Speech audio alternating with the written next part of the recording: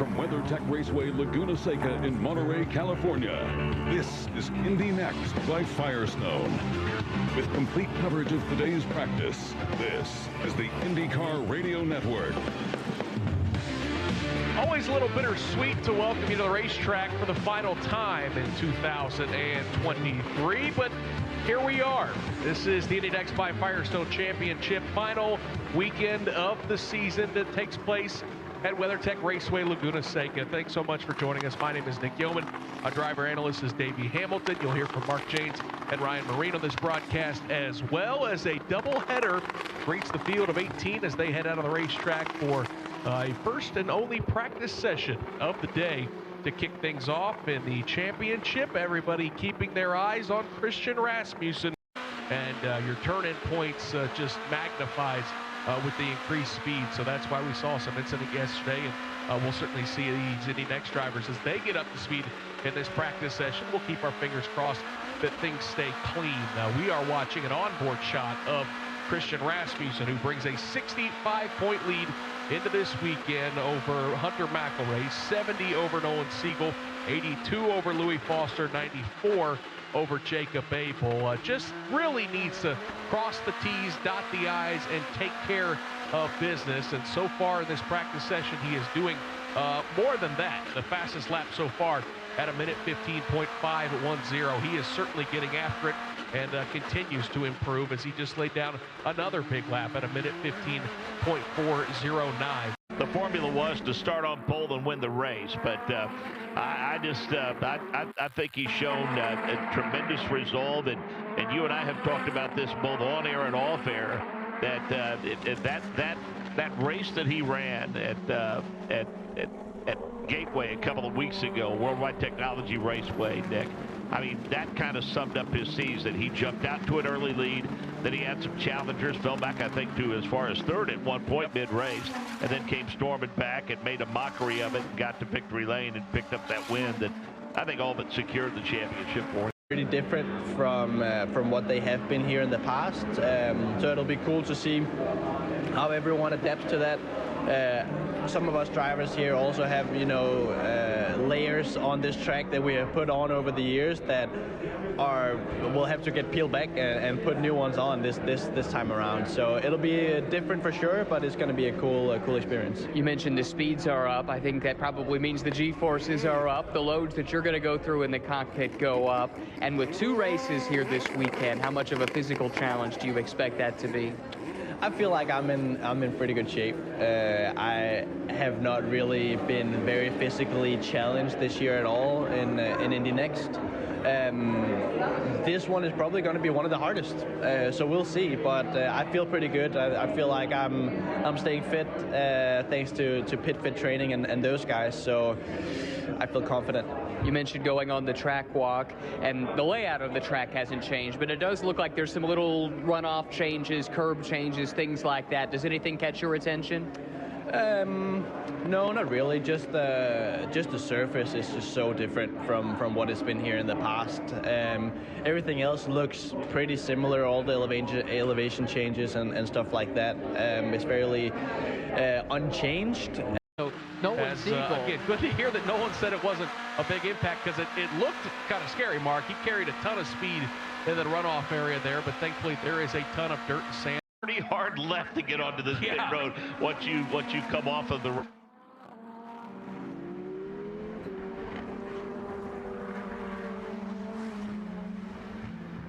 Was it Robot?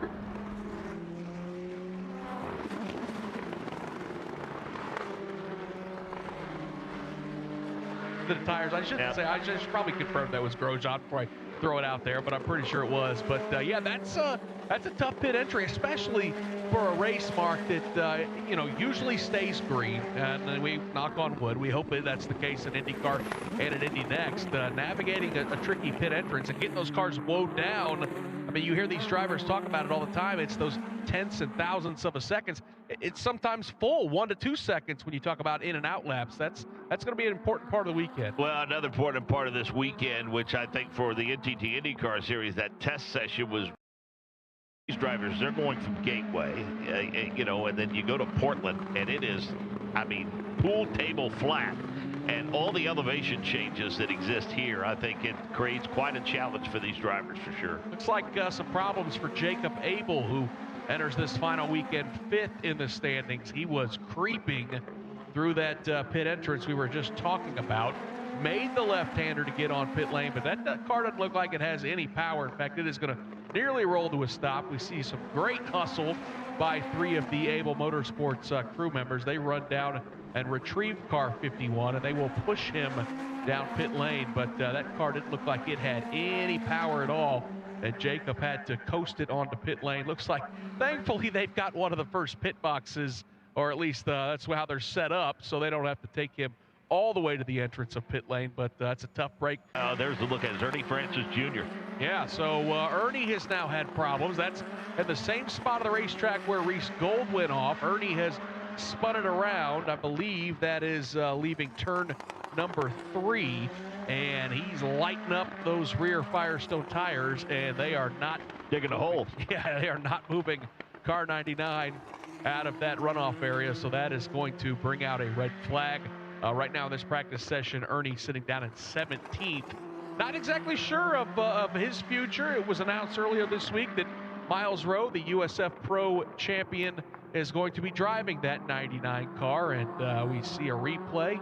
It's like he was just carrying a lot of speed through that part of the racetrack, Mark. He leaves turns 2, arcs it into turn number 3, and back in, and that car just stepped out. Yeah, arced it in a little bit, got the left sides well up on the rumble strips, and that seemed to kind of give him an awkward entry into that turn, and that caused the rear end of the car to step out on him. No damage to it, well off the tire barrier, and the AMR IndyCar safety crew.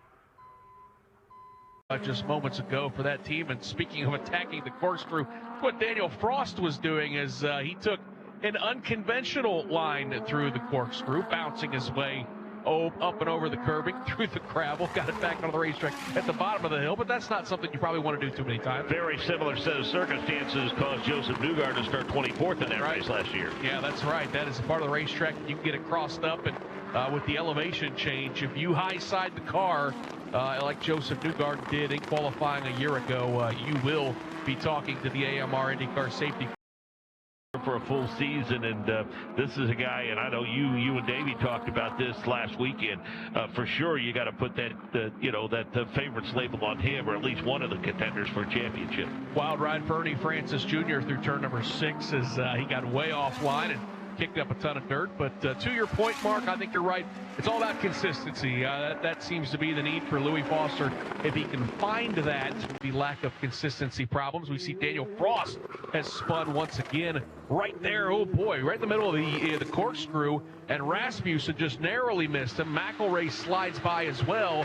And we see, I think Christian Rasmussen got offline, probably spooked a little bit by Daniel Frost. And Mark, I would suggest Daniel Frost needs to probably wait there or know when he's got some clear track to pull out on the racetrack, because that's a dangerous spot to spin. Well, and I mean, it dips where he went off of the track. And you can get yourself wedged there and not be able to get back out onto the racetrack. And again, there's an elevation change there, and the rear grip on that car just went away without warning, without notice. Checkered flag is out as the clock has hit 000s. That will end this practice session for Indy NXT by Firestone, and it is the points leader who will sit at the top of timing and scoring from car number 6, the driver from Denmark, Christian Rasmussen, at 1:12.366. We'll run through the drivers quickly here. Rasmussen, McElray, Simpson, Gold, and Franzoni, the top 5. Matthew Brabham was 6th, Daniel Frost 7th, Louis Foster 8th, Jamie Chadwick was 9th, Francesco Pizzi was 10th fastest. 11th fastest was Christian Bogle. James Rowe was 12th. Yuvan Sundaramurthy clocks in 13th. Then it is Jagger Jones and Ernie Francis Jr. rounding out the top 15. Nolan Siegel had an incident very early in the practice session, was only able to turn 8 laps. He clocks in 16th. Then it's the Brazilian Kiko Porto. And then Jacob Abel also had problems. He only turned 7 laps with some mechanical issues. He'll end 18th.